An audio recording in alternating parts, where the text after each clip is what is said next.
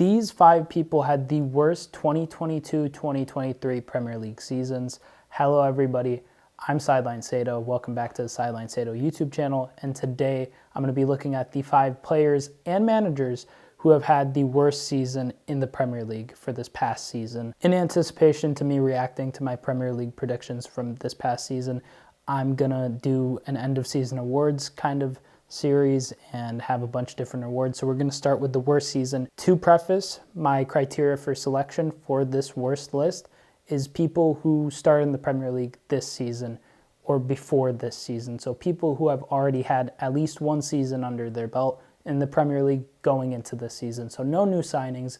We'll have a separate video for the flops and the worst signings and all that kind of fun stuff.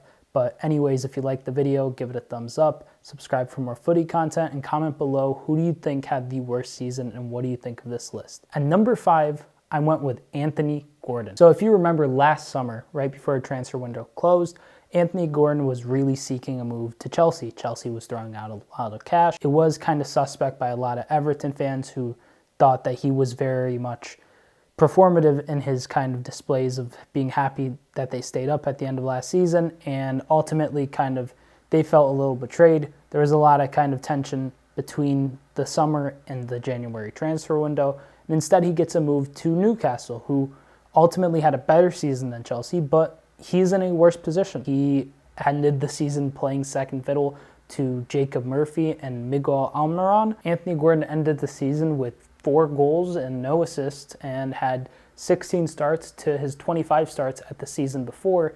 So ultimately, he's had a very tumultuous kind of start to his time on Tyneside in Newcastle. Ultimately, he's going to be really far beneath people in the pecking order. He's going to be below the likes of Miguel Almiron, Jacob Murphy, Alan Saint-Maximin. You have people getting linked like Dominic Szoboszlai, Rondel Kolo Muani, Florian Wirtz, the list goes on. And ultimately, Newcastle has the finances to pull off these moves. They bought Anthony Gordon for 30-odd mil. He did score his first goal for Newcastle on the final day of the season, but I don't think it really matters. I think ultimately, especially with Everton staying up, Everton's really resilient. They've moved on beyond him. They're probably not too bitter that he's left. They got some money for him and they can move forward. And ultimately, he's in a Newcastle side who, yes, will be playing Champions League football, but he's going to be absolutely on the periphery, and no one's really going to care about him on Tyneside. Number 4, Graham Potter. So Graham Potter's season was really weird. So he started strong with Brighton, then he went to Chelsea, had a lot of expectation on him. He ended up kind of capitulating. There was a lot of pressure on him internally and from the media, and Potter ends up getting sacked. But what's more embarrassing is not only does he get sacked, but Brighton ends up finishing above Chelsea in the table. So it just kind of feels like a really painful move for him in retrospect. Absolutely tanks his value. He is being linked with the Celtic job, which, no offense to Celtic, but it is outside the Premier League and it is in the Scottish League, so it will be seen as kind of a step down from the likes of a Brighton or a Chelsea. So ultimately, he's on a downward trajectory, tanking his value. De Zerbi's on the up, Brighton's on the up. Even Chelsea with Poch coming in, you know, they have like a more accomplished manager, let's say. And now he's being linked to the Celtic job. A lot of people are rating Ange Postecoglou for the Tottenham job. And I mean, ultimately, you know, replacing the guy whose job you were also linked with, you know, with Potter being linked with the Spurs job throughout the summer, seeing Ange come in and then having to fill Ange's void in Scotland, that's got to hurt. So tough look for Graham Potter. Also, I just wanted to dispel this absolutely ridiculous narrative that Graham Potter was at any point in time the best English coach or the best English manager, because he wasn't. Eddie Howe always was, and people really thought Graham Potter was coming through with a whole host of ideas that was going to revolutionize the sport.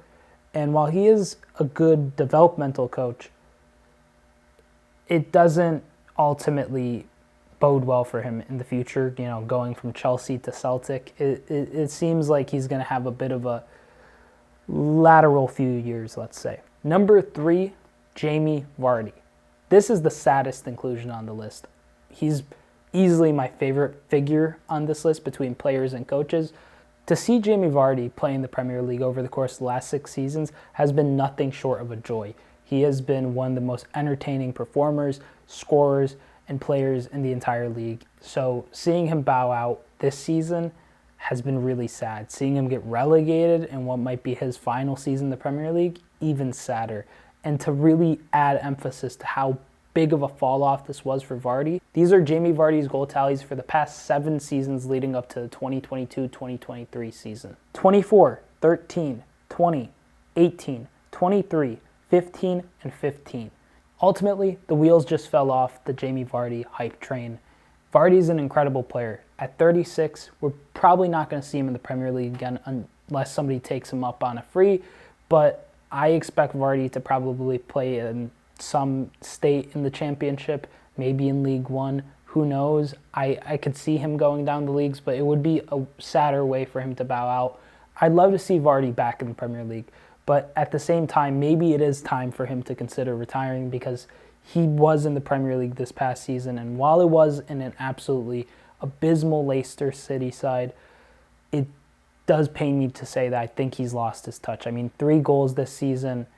I don't think Jamie Vardy deserves to play in the Premier League again, as sad as that is to say, but to see him drop so drastically in one season is sad, but it is expected with his age, so the added relegation is really the extra punch in this one that really sets him over Potter. Number 2, Frank Lampard. Frank Lampard had a season. He did awful to start the season with Everton. He got them in the relegation zone, and then he got sacked, and then Sean Dyche had to replace him and keep Everton up, which is embarrassing when you're a player of Lampard's caliber to have Sean Dyche clean up your mess. It must feel kind of, must dent his ego for his managerial prospects, at least a little bit, because Sean Dyche, while he is a good pragmatic coach, at the end of the day, Frank Lampard was a player who exuded class, was extremely technical, and probably aspires to be that kind of coach. So to, have your whole kind of prospect in the Premier League get just torn and shattered, and then have Sean Dyche come and rebuild it and have a fairy tale ending at Goodison Park must hurt. But even worse is that his boyhood Chelsea is in the dumps, and he had to steer the ship for the final end of the season as a caretaker manager, which is a really kind of tough look usually. If you're a caretaker manager, you're not really expected to be there much longer than the end of the season, and usually the club is in some kind of turmoil. So seeing Frank Lampard at the wheel at Stamford Bridge, and they're just losing game after game after game, and they nearly finish below West Ham, which would have been the icing on the cake. He would have had the number 1 spot if West Ham finished above Chelsea, because he really doesn't like West Ham. But West Ham did win silverware, and Chelsea didn't. And West Ham is playing in Europe, and Chelsea isn't. So just as a whole emotional kind of collection, this season has been absolute hell for Frank Lampard, and he must not be too happy. I don't know where he goes in the future. Does he continue as a coach? Does he take some time off? Will he go into international management, or will he become a pundit? Who knows? I think he's just got to kind of step back from everything and reassess and figure out a way forward, because this has been a rough season. And finally, and number 1, Hugo Lloris. This might be a controversial inclusion, might be a controversial number 1 inclusion, but I think it is fully justified because Hugo Lloris started at the highest of highs out of any player on this list. Sure, Frank Lampard, he was kind of starting to, he kept Everton up, so it seemed like he might have had some kind of springboard into this season. Anthony Gordon had a promising previous season. Jamie Vardy scored 15 the season before. Graham Potter was riding high with Brighton. And ultimately, Hugo Lloris was Tottenham's number 1. He was France's number 1. And he was primed and ready to be in net for France at the World Cup, and he got them to the final. And then that is really the inflection point for his whole career, I'd say, and his Tottenham season and Tottenham career as a whole. He got dropped and replaced by Fraser Forster, and that is a faith as a goalie that is on par with just the worst of worst situations. It really isn't ideal to be a World Cup winning goalie and replaced by Fraser Forster. Sorry, Fraser, if you're watching. I mean, you know ill will. I hope you understand my analogy, because this situation just isn't good for Hugo. He dropped them a lot of points. They dropped out of Europe. He's probably leaving the club at the end of the season in this transfer window. The lasting image of him, probably not that ideal. I don't know if he's even won a cup with them. I don't think he has. Tottenham hasn't won a cup. They don't win cups. But to nearly achieve World Cup glory and then kind of fall so heavily, it must pain Hugo Lloris to be in this situation. So that's why he has my number one spot. And comment below, who had the worst season in the Premier League? Who do you think was the worst on this list? What do you think of my list? Subscribe for more footy content. Thank you so much for watching. I'm Sideline Sato. Peace.